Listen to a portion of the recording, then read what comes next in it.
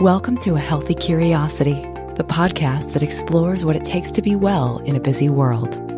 With self-care strategies from Chinese medicine, functional medicine, Ayurveda, neuroscience, and beyond.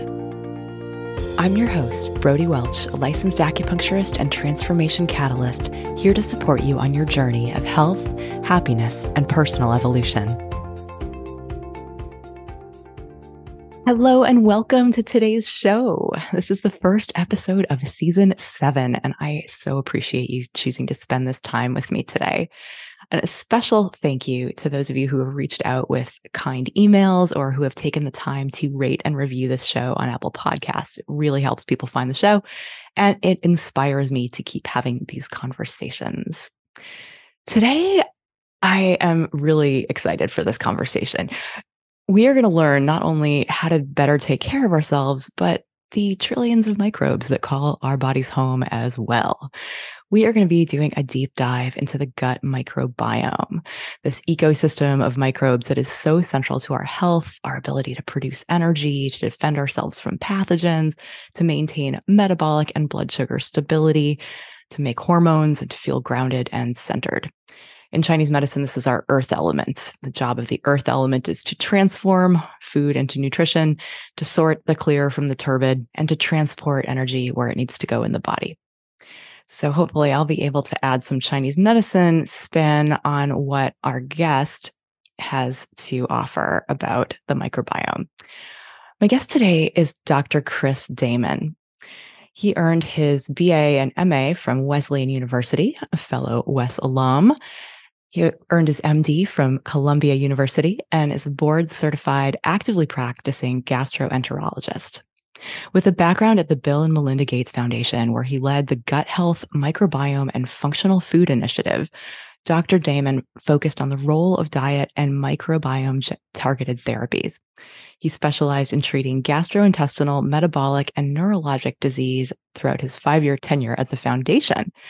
Dr. Damman, welcome to A Healthy Curiosity.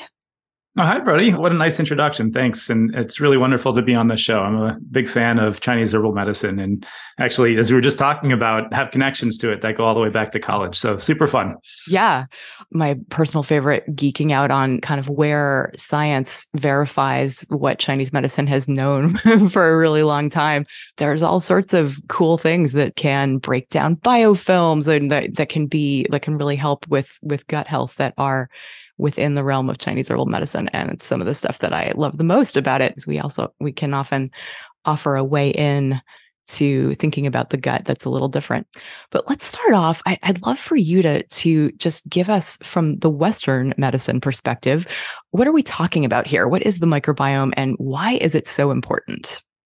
Yeah, absolutely. Happy to take that on. It's a big question. We could spend maybe more than a couple hours discussing it. But I loved your connection with Chinese herbal medicine as well. And in some ways, the gut has become a new lens for understanding many different domains within health and many different approaches to health, because it is truly a translator of the food that we eat into the molecules and the nutrients that are absorbed into our body. There's certainly enzymes that we produce that help break down food and turn it into little molecules that our guts can absorb. But the microbes actually play a really, really important role there too, in transforming that food and making it accessible to our bodies and turning it into things that actually we don't see in food. So yeah, excited to dive deeper, but that's one of the general functions of the gut microbiome. Certainly, it also plays a really important role in protecting us from pathogens, other bacteria that may be detrimental to health. And so those are probably two of the biggest broad speaking functions. And, of course, how that translates into different systems in the body, different elements of health. Happy to explore further. Awesome. Well, I'm hoping that this conversation goes in a lot of different directions, but let's just start with what you just said, right? Our ability to absorb what we're eating, our ability to digest well. Mm-hmm. Most people especially people who are listeners to this show, know that as acupuncturists, we love to talk about poop, right? We love to ask people if they're regular, what shape their poop is, whether they're going every day, whether they have to wipe a lot, whether just all this stuff, because there is basically, if someone is constantly dealing with loose stool or constantly dealing with bowel issues, that pretty much tells us that they're not digesting as well as they could be.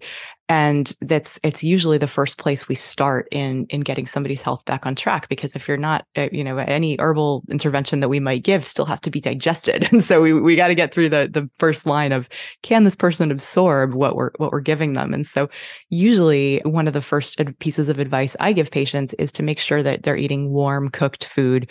It tends to be easiest to digest. I'm just curious, is there anything in your research that you've come across that talks about the temperature of food rather than just because it seems like, when we think about the gut or when we think about food in general, from a Western perspective, we think macronutrients, right? The protein, the fat, the carbs, and the vitamins and minerals, and like those components. And in Chinese medicine, we think about energetics, right? Is it warming? Is it cooling?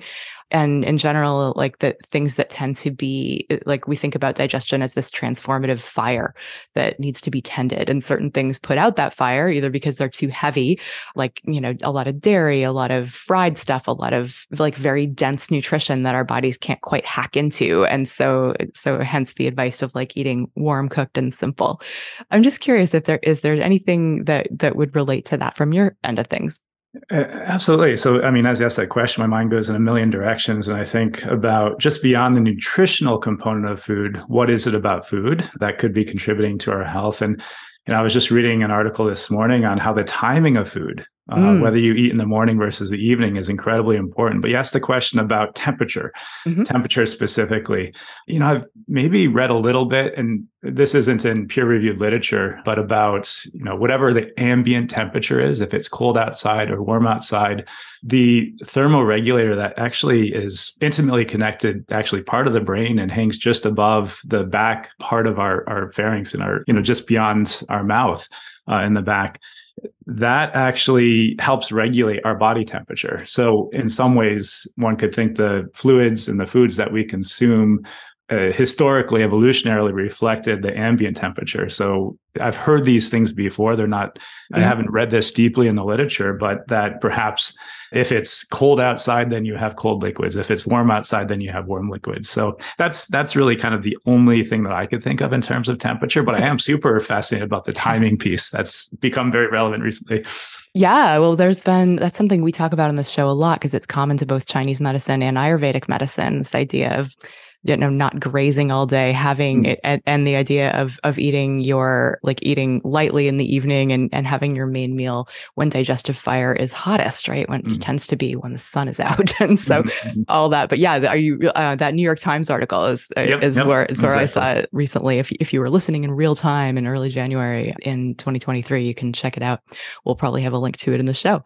Okay, Thanks. well, so most people who listen to this show know the basics on like why we should be eating mainly whole foods in season, and the idea of like not too much artificial stuff and sugar and alcohol and that kind of thing.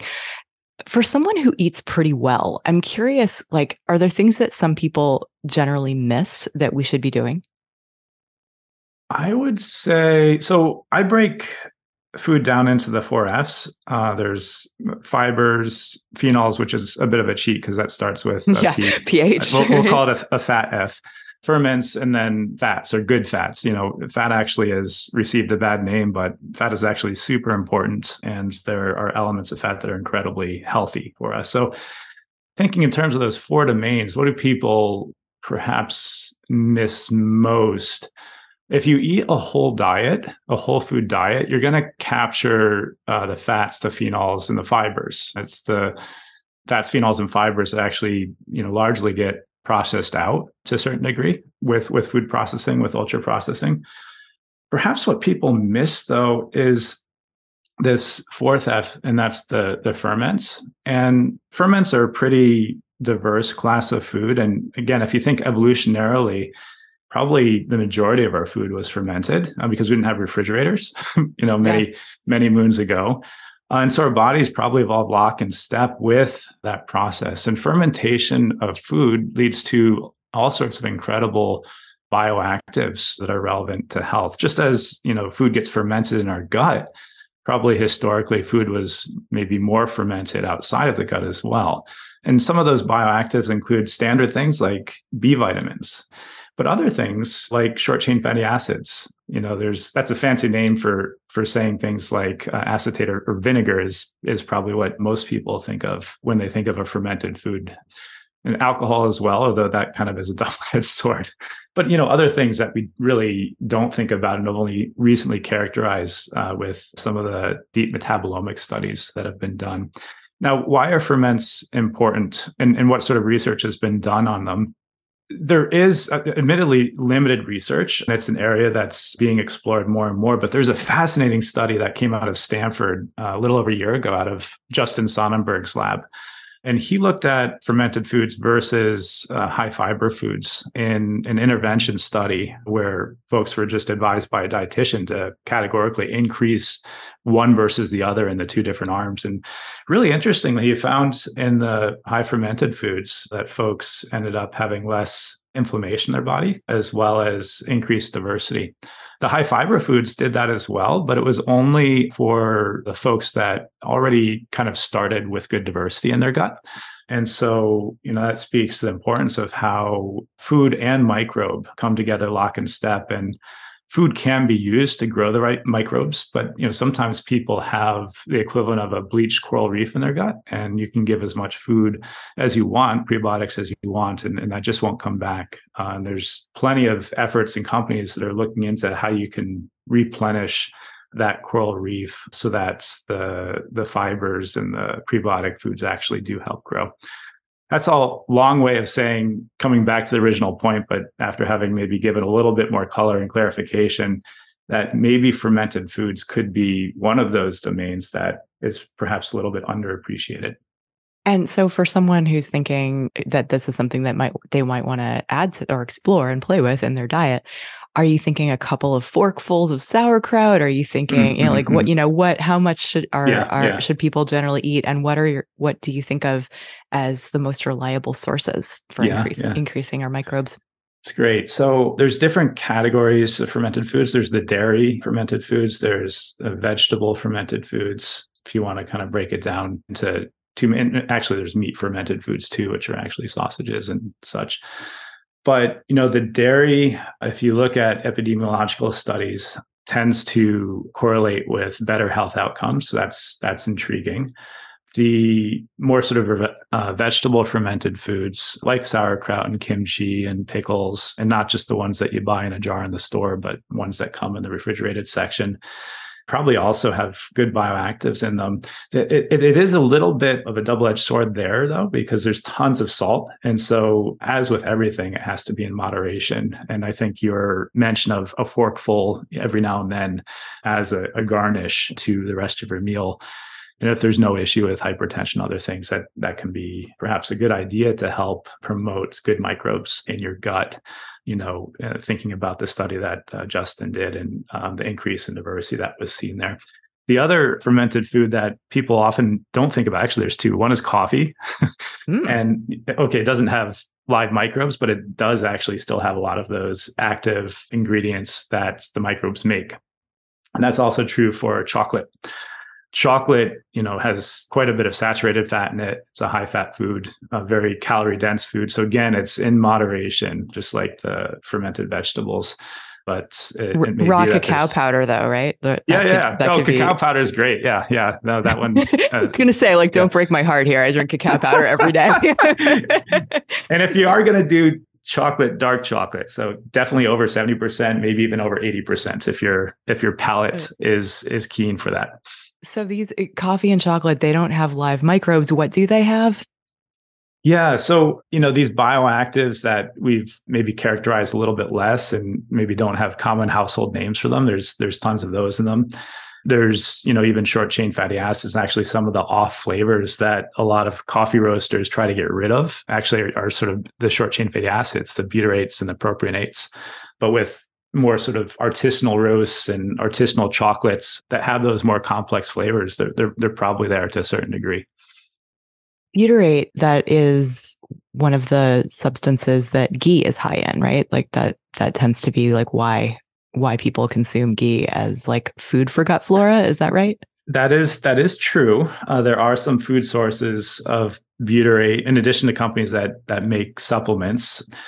ghee also is super high in saturated fat. So, sure. one has to balance those two. And ghee is really just clarified butter, as you say. So, yeah, I think probably one of the best ways to get butyrate and get it in the right places, in the right amounts, at the right time is through fiber. And fiber is converted by the microbes, in particular, things like resistant starch and beta-glucan into super high amounts of butyrate.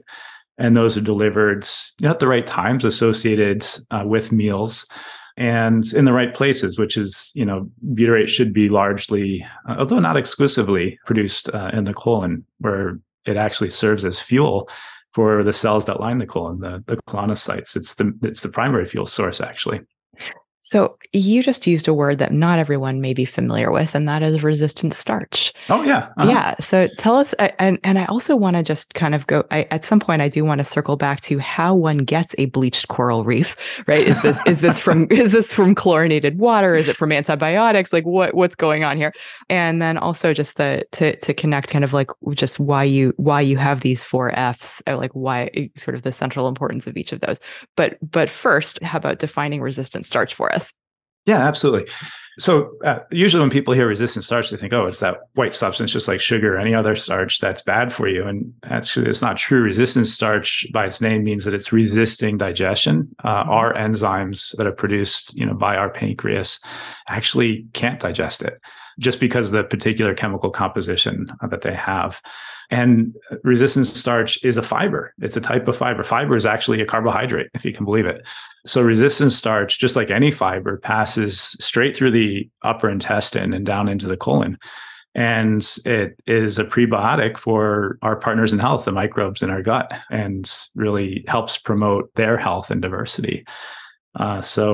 Yeah, starch has received a bit of a bad rap, but among starches, resistant starch is really a bit of an all-star when it comes to gut health. And what are some good sources of resistant starch? Yeah, so there certainly are dietary sources.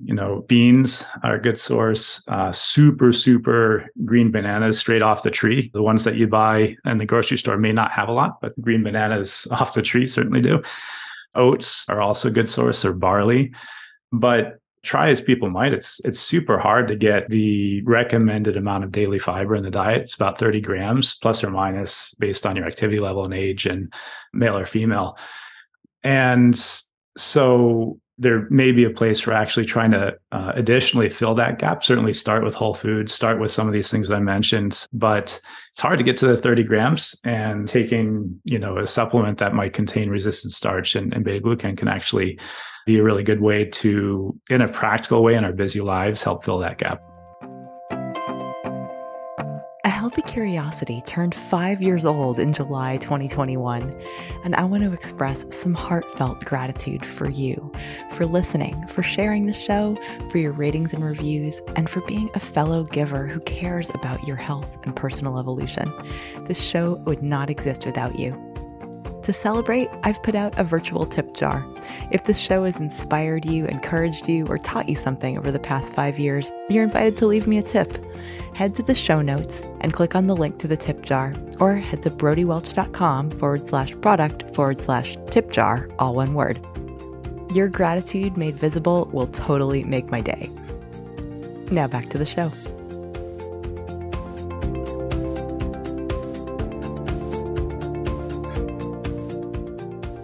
One other specific tangential question. Resistant starch, that's a few years ago, it was like super trendy to cool down your rice or your potatoes and eat it the next day, because then it magically is less calories and more resistant starch. Is there truth to that? Is there enough to make a difference, or what are your thoughts there?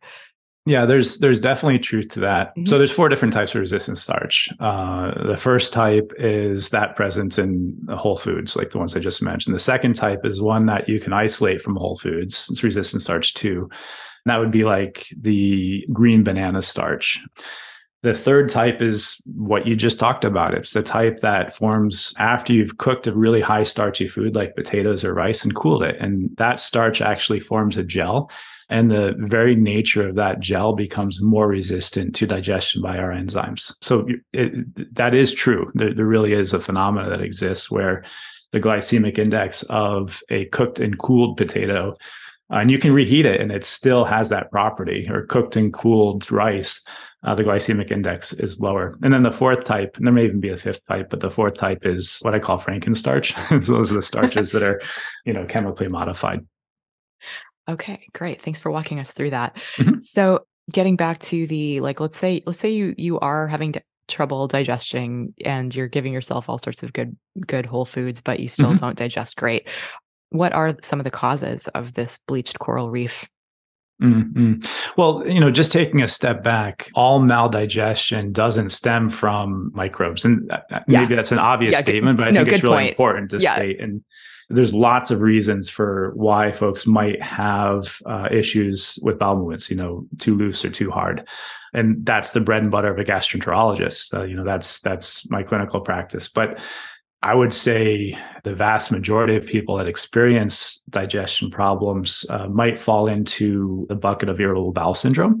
And irritable bowel syndrome in itself is probably a bucket of many different things. But one of the major contributors is probably a combination of diet, ultra processed foods, perhaps, and as that combines with the microbes in our gut. Okay, great. Thanks for expelling that out. I do want to just mention in the news this week, there was a study about IBS and acupuncture. And so this is Oh, something that tell me more. I'm yeah, curious. I wasn't, I actually, didn't look at it as well as I could have, but it was just yet more evidence that acupuncture can be effective Mhm. for IBS-D particularly. And certainly it's something that in Chinese medicine, there's so often a nervous system component in irritable Mhm, bowel mhm, syndrome that mhm, mhm, and that we think of that as we think of what we call the liver as a stand-in for the nervous system.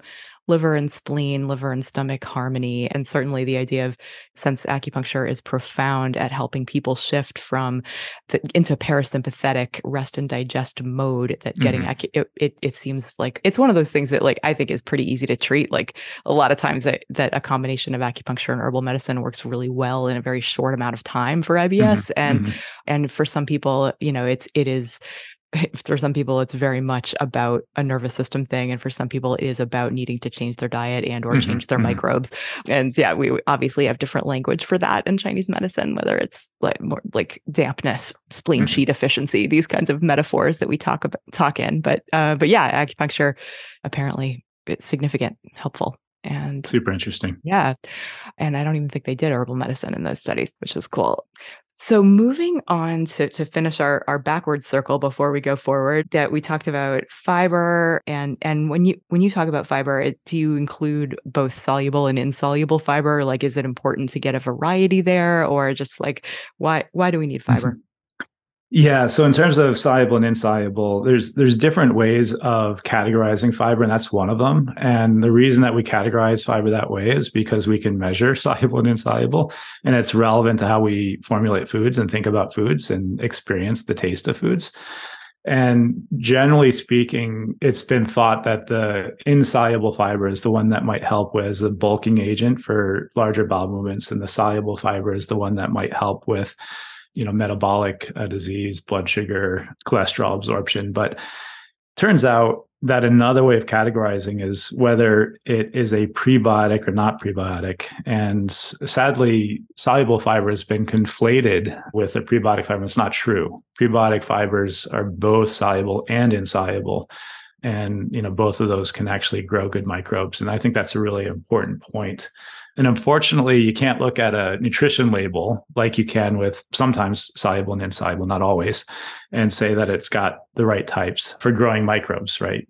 That's not labeled prebiotic versus non-prebiotic. But not all fibers are created equal, and some actually grow bacteria better than others and grow bacteria in different ways. So one clear example is inulin. Inulin is an ingredient that you see in a lot of foods now. It does increase the fiber content. It does grow microbes. The difference between inulin and, say, something like a resistant starch or beta glucan is it is a FODMAP, and FODMAPs are associated with IBS, whereas resistant starch beta-glucan are low FODMAP. They're not associated with IBS. And the distinction is where they're metabolized. The FODMAPs are metabolized in the upper gut, and they can cause bloating in some people. They can cause looser stools in some people. Resistant starch and beta-glucan are low FODMAP fibers, and they actually tend to improve GI symptoms in people, which is a little bit counterintuitive when a lot of people hear that, but it's actually borne out in research.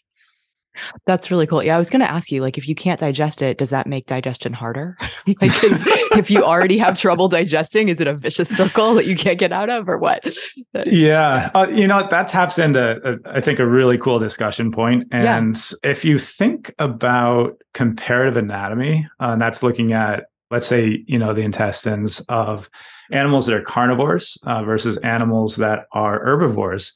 The carnivores have almost a non-existent colon, which is where all of our gut microbiome hangs out, and a decent size upper intestine, which is where more or less meat gets absorbed. Whereas herbivores, they have a shorter upper intestine because they're not eating things that are easily absorbed, and they have a really large intestine because they need that to break down all of the plant fibers. And if you look at humans, we're kind of actually a hybrid, which actually goes hand in hand with what most people agree with is, we're evolutionarily omnivores.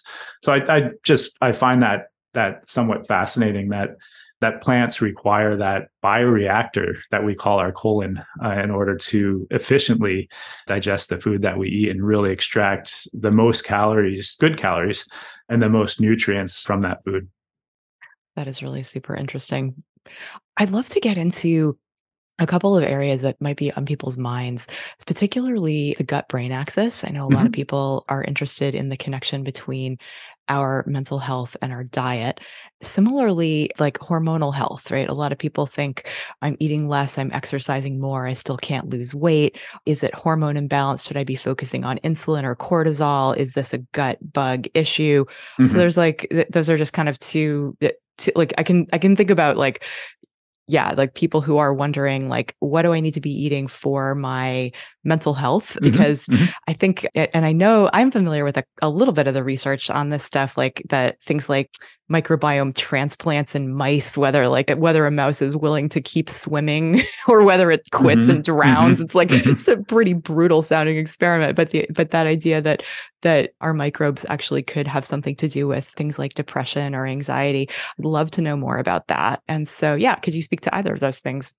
Yeah, well, you just put your finger on something super profound and super important, and maybe not always super appreciated among folks. And I think there's general awareness around how the food that we eat and things like probiotics and prebiotics are important for gut health.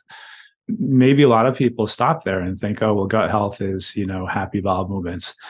But what's really coming out in a lot of the literature and recent research is showing that the gut truly is connected to every part of our body. And it kind of makes sense, right? Because that's where all the nutrients are absorbed. We are what we eat, literally. And or what we digest. What we digest. Oh, that's true. Actually, it's a really fine point, but important distinction. And I think, I'm not sure if Hippocrates really said this, but he's credited with saying that the gut is the root of all disease. And I would actually put a positive spin on that and say the gut is the root of all health as well. But so there's, I would say, maybe three main domains of what the gut is connected to in the rest of the body. And you highlighted two of them. And one is the brain and mental health. The other is what you put your finger down as hormones. I'd say, broadly speaking, metabolism. And so, that's weight and blood sugar control. And then the third would be our immune system and inflammation and maybe, things like autoimmune disease or allergies.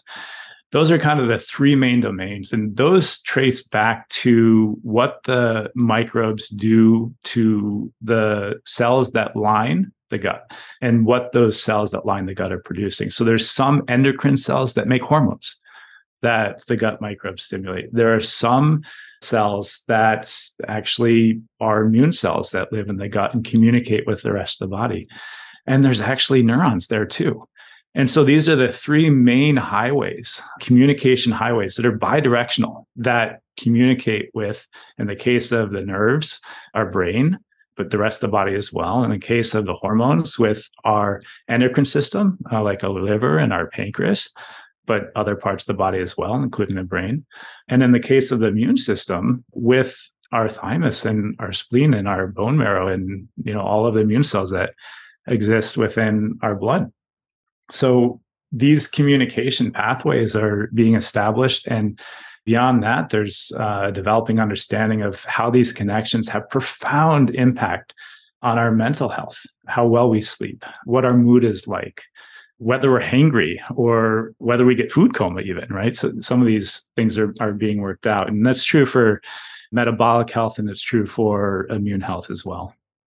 So with mental health specifically, are there particular like probiotic strains that we've identified as like being really important, or like what do we know as far as like, okay, there's this bidirectional communication network, we can trust our gut feelings, we can, like just the importance of like, okay, we need to take care of it, we need to recognize that these pathways exist. Is there an action step that you suggest or like what?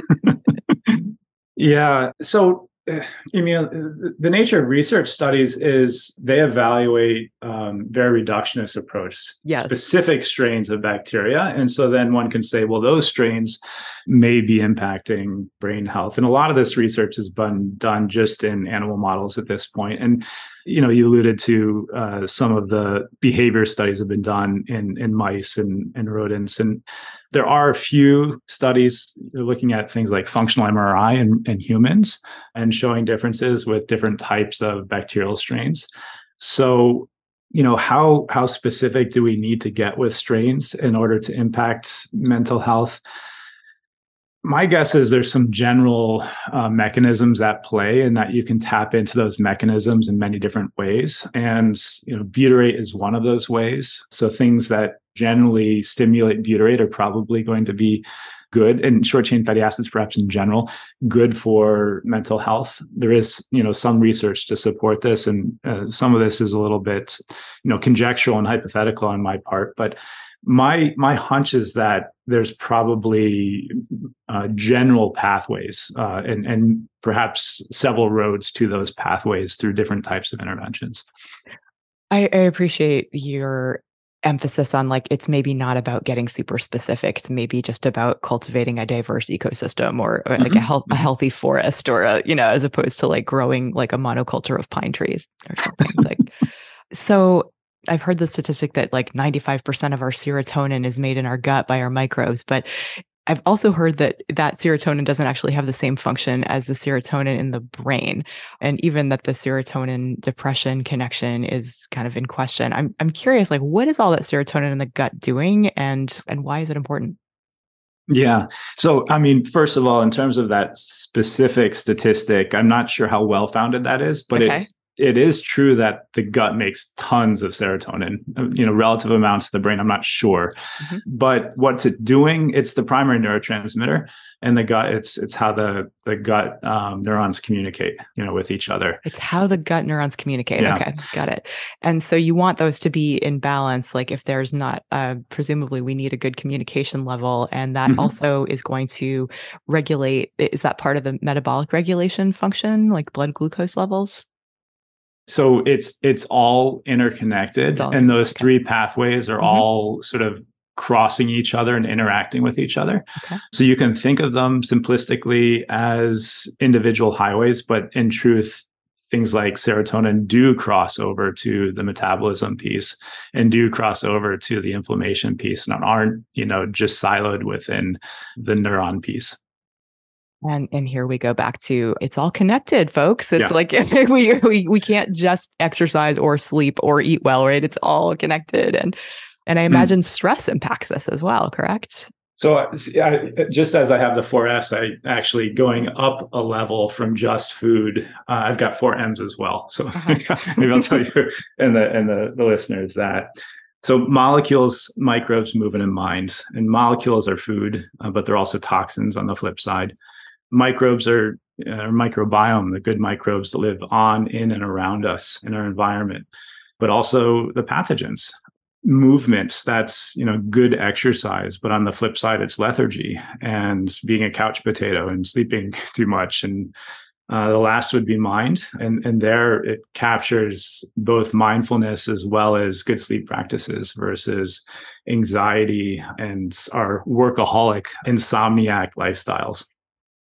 I love those, and those are things we talk about here quite a bit, and kind of getting into, like, not only are we this collection of microbes that make up us, but we make up a community and a culture that sets norms. And so Mhm, this mhm, idea of getting okay with doing less than you're humanly capable of prioritizing sleep, of prioritizing movement, drawing boundaries so that you can take care of yourself in a system that doesn't reward or encourage that, and where for a lot of mhm, people it's mhm, a function of privilege in our economic system to be able mhm, to take care of yourself, to be able to opt out into food that doesn't poison you.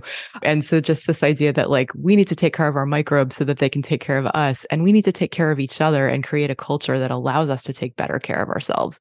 And that is just that, because we are part of this interconnected. We are a cell in the social body. So you made me realize I missed the most important pillar of health, and it's actually the foundation to all those pillars, and it's community. And actually, this is borne out in research that community, connectedness to community, is probably one of the best predictors of health and longevity.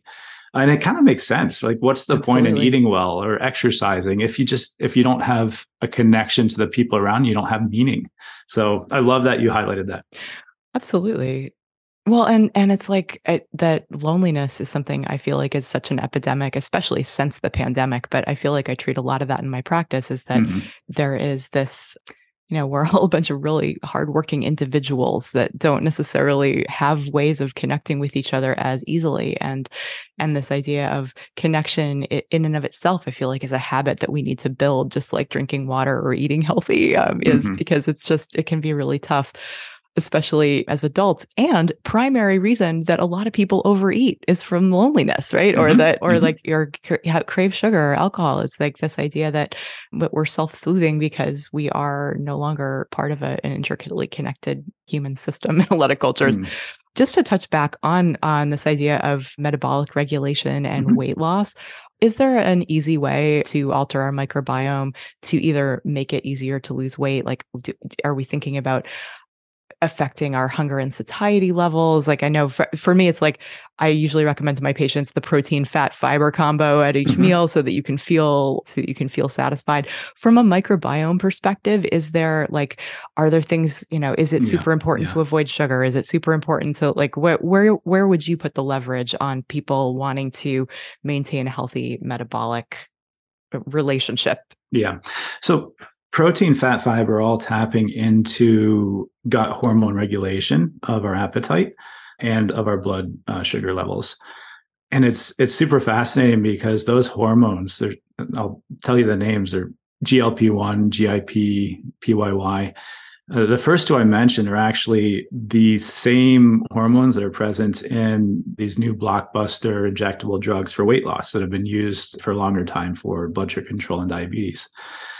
The foods that we eat and the nutrients tap into these same hormones, but in a natural way. And one of the best stimulators of GLP-1, perhaps GIP, is actually, maybe more GLP-1 is butyrate, and butyrate is that short chain fatty acid that is produced by the microbes from fiber. So, it makes sense when you get down to the molecular and microbiome level, why these nutrients, and fiber in particular is probably one of the biggest missing ones. Protein probably works by displacing the simple low quality carbs that people eat and perhaps the bad quality fats. But another way of doing that, and perhaps a more profound way, is increasing fiber in the diet through whole foods and filling the gaps potentially with supplements.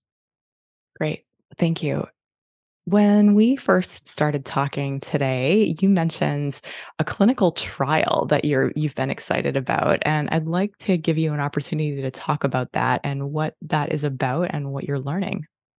Yeah, so the trial is finished. It's been peer reviewed, meaning reviewed by other experts in the field and their inputs incorporated and accepted. at a leading metabolism journal and should be published really in a matter of a couple of weeks. So super exciting. And it's the culmination of over a year and a half of work doing a gold standards trial, a double-blind randomized placebo-controlled trial of a nutritional shake or formula that includes a blend of prebiotic fibers versus a placebo shake that's missing that blend. And then there was a third arm that was just usual dietary advice. And that advice was given across all three arms. The study was conducted in folks that were overweight or obese and had blood sugar dysregulation, diabetes. And it found as its primary endpoint, which was the primary reason for doing this study, that quality of life improved significantly in folks that took the shake that had the prebiotic fibers in it, but not in the other two arms. So that was a really exciting finding. But beyond that, there was also significant weight loss. There was significant improvement in blood sugar.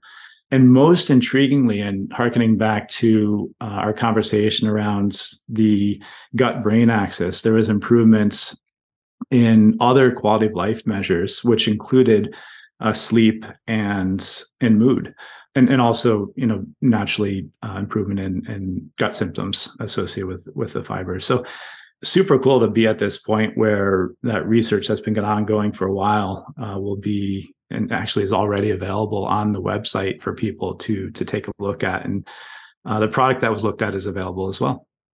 Well, that is really exciting. We will definitely have links to that in the show notes because, general quality of life as well as it. And it makes sense, right? Like that from all of the functions that we've talked about of prebiotics, starch, that would be borne out by the research. Mm-hmm. That's really cool. If people want to get in touch with you, what's the best way for them to do that?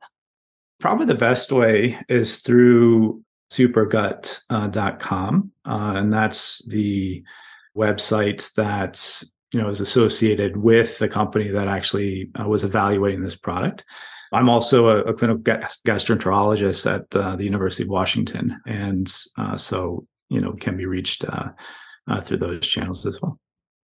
Well, I could talk to you all day about the microbiome, and I know that you have a life and you cannot be here. So I will just express my deep gratitude that you took the time to share what you know today with me and our listeners. It's been fascinating. Well, Brody, your deep insight through your excellent questions is very clear. Your listeners are very fortunate to have you, and I'm fortunate to have been able to have a wonderful conversation this morning. Oh, well, that's super kind. Have a wonderful day, and everyone, thank you for tuning in. Thanks for listening today. To check out the show notes, get on my email list, or drop me a line, head to brodywelch.com. That's Brody with an IE and Welch with a CH. I'd love to hear from you. If you learned something new or feel inspired to try something different in your life, I'd love for you to pay it forward by sharing this episode with a friend who you think could also benefit, and give them a reason to listen. You'll be helping to create a world where we encourage each other to embody self-respect. Till next time, be good to yourself.